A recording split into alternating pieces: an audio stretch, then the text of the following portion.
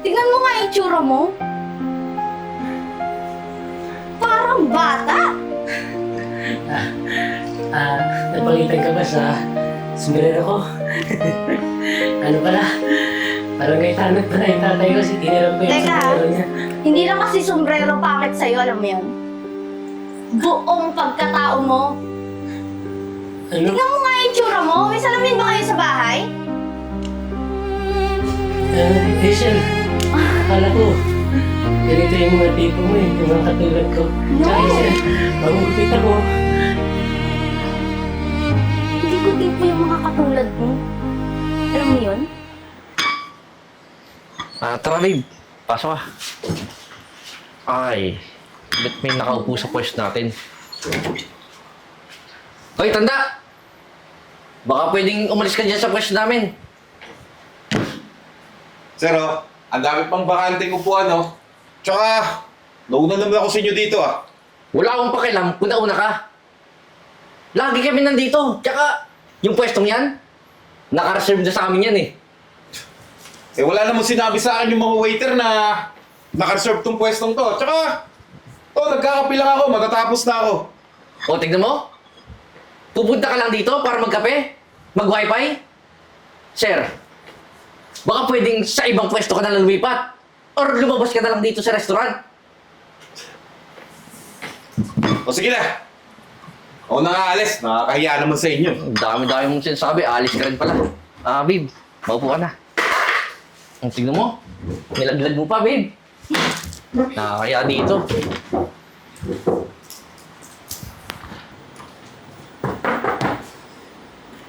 Hazel!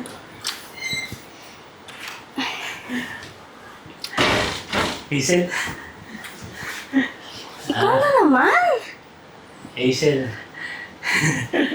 Hazel, naglakas loob na ako magpunta dito kasi crush na crush kita eh. Papatawa ka ba? Hindi Hazel. Seryoso ako.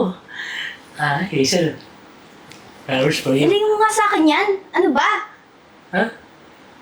Hindi ako nakikipagbiruan. Tignan mo nga yung itsura mo. Parang bata.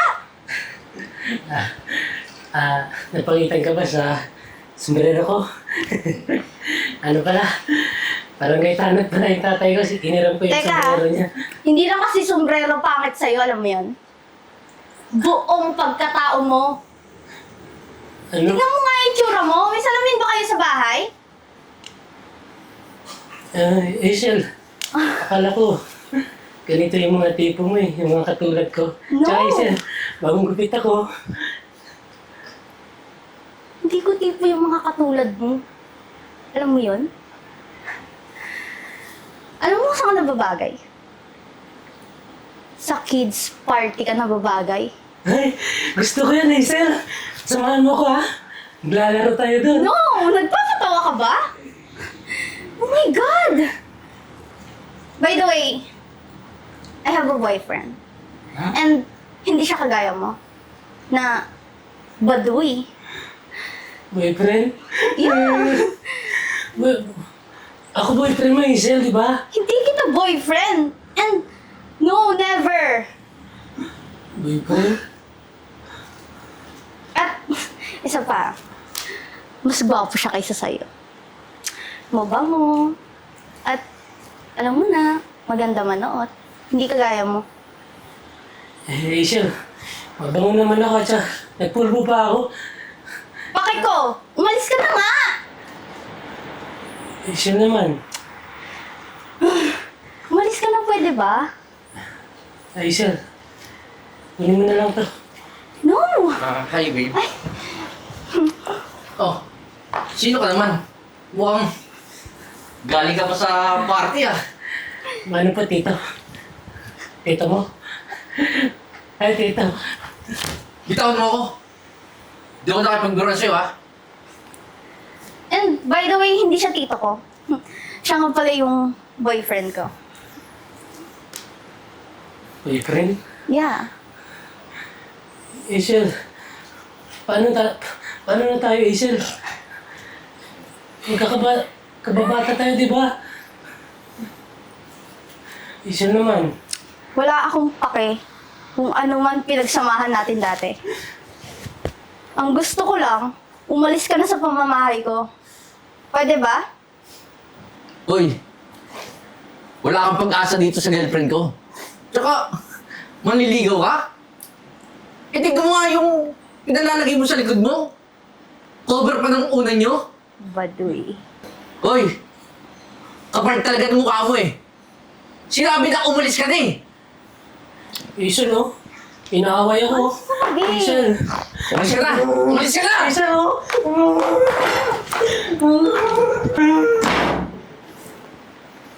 Baduy.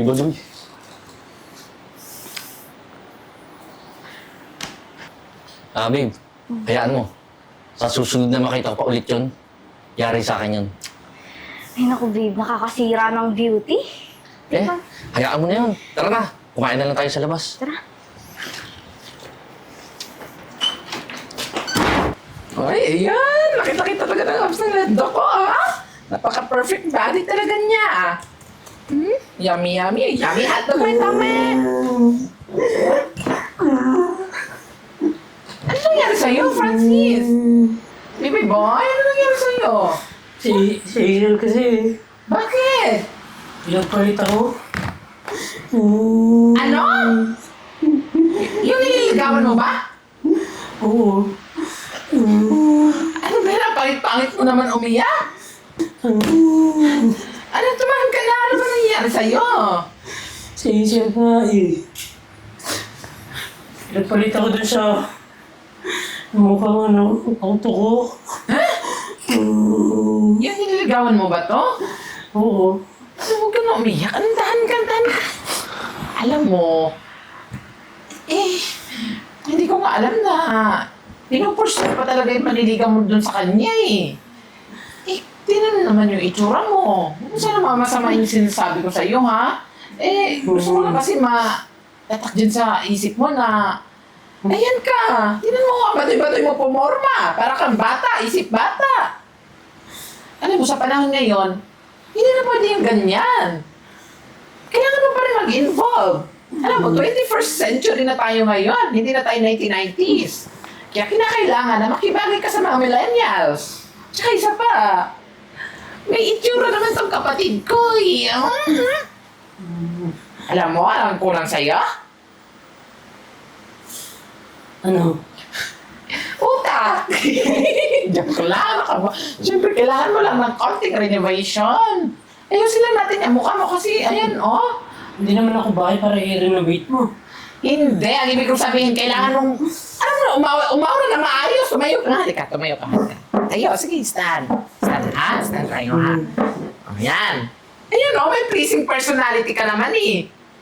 Kaya lang, yung pagiging parang baduy mo, kaya ka hindi sinasagot ng mga babae. Pero may solusyon ako dyan. Halika, tuturuan kita kung paano yung tindig ng isang tunay na lalaki. Ganito lang yun, eh.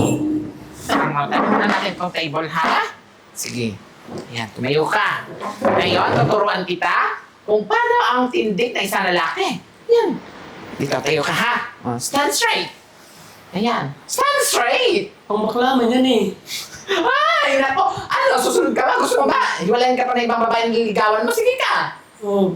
Ngayon, sundin mo lahat ng gusto ko kasi ang gusto ko, ipamukha mo dun sa Hazel na yun na nagkamali siya na hindi kanya sinagot.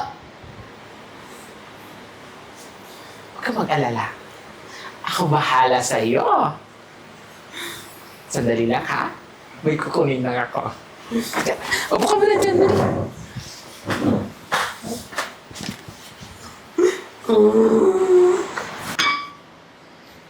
Tara babe, pasok ka. Ay, ba't may nakaupo sa pwesto natin? Hoy, tanda! Baka pwedeng umalis ka dyan sa pwesto namin. Sir, oh, ang dami pang bakanteng upuan, oh. Tsaka, nauna naman ako sa inyo dito, ah. Wala akong pakialam kung nauna ka. Lagi kami nandito. Tsaka, yung pwestong yan, naka-reserve na sa amin yan eh. Eh, wala namang sinabi sa akin yung mga waiter na naka-reserve tong pwestong to. Tsaka, nagkakape lang ako, matatapos na ako. O, tignan mo. Pupunta ka lang dito para magkape? Mag-wifi? Sir, baka pwedeng sa ibang pwesto ka na lang lumipat. Or lumabas ka na lang dito sa restaurant. O sige na. Ako na nga alis. Nakakahiya naman sa inyo. Ang dami-dami mong sinasabi. Alis ka rin pala. Babe, maupo ka na. Ang tignan mo. Nilaglag mo pa, babe. Nakakaya dito.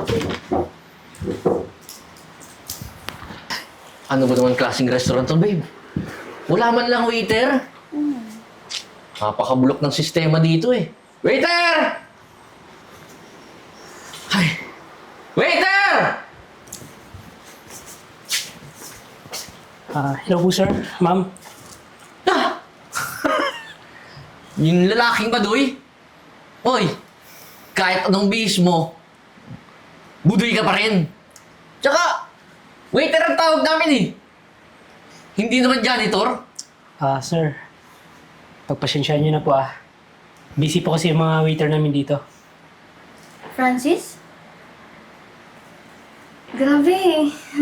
Ibang-iba ka na ngayon, Anong pinagkaiba niyan? Eh wala lang naman yung towel sa likod niya eh. Pwede ba? Huwag ka muna magsalita. Kamusta ka na pala? Okay naman.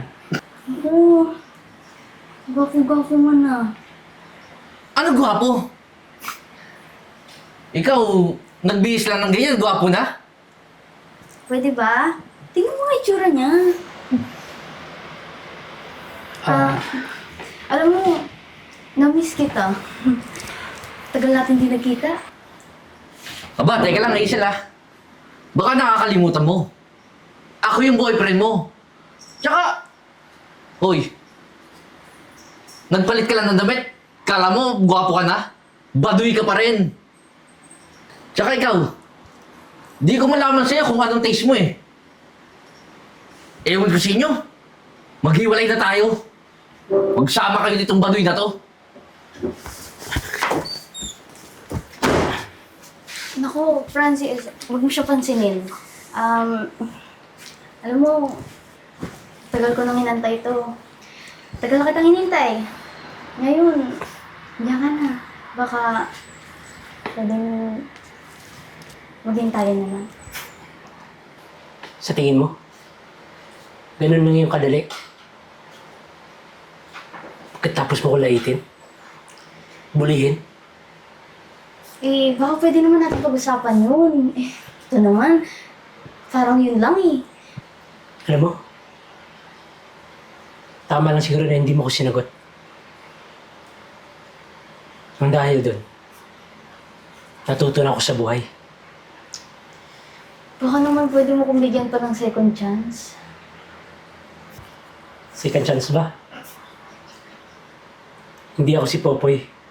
At hindi ka naman si Basya. Kung sa tingin mo, bibigyan pa kita ng second chance, kakamali ka.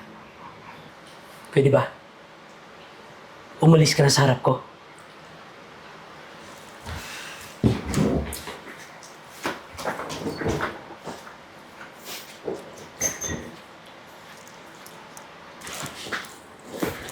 Sir.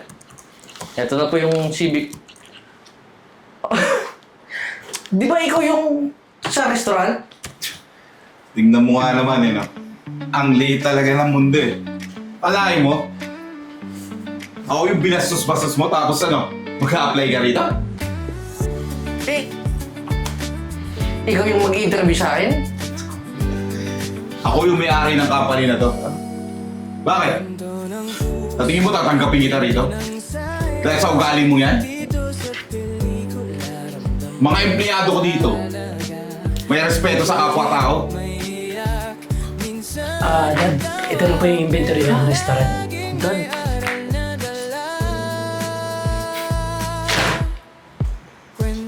Oh, anak ko. Bakit na?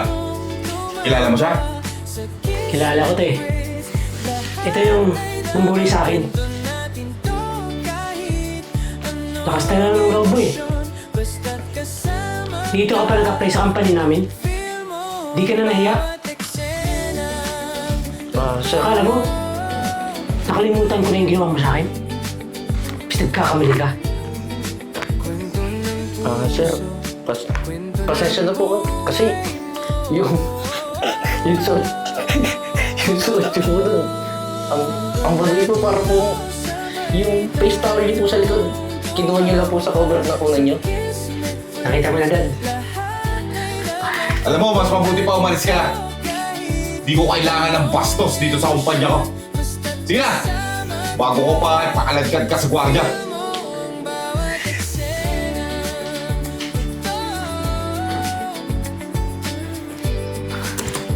Kompleto na ba ito? Abalan. Sige na, ako nang bahala dito. Sige po.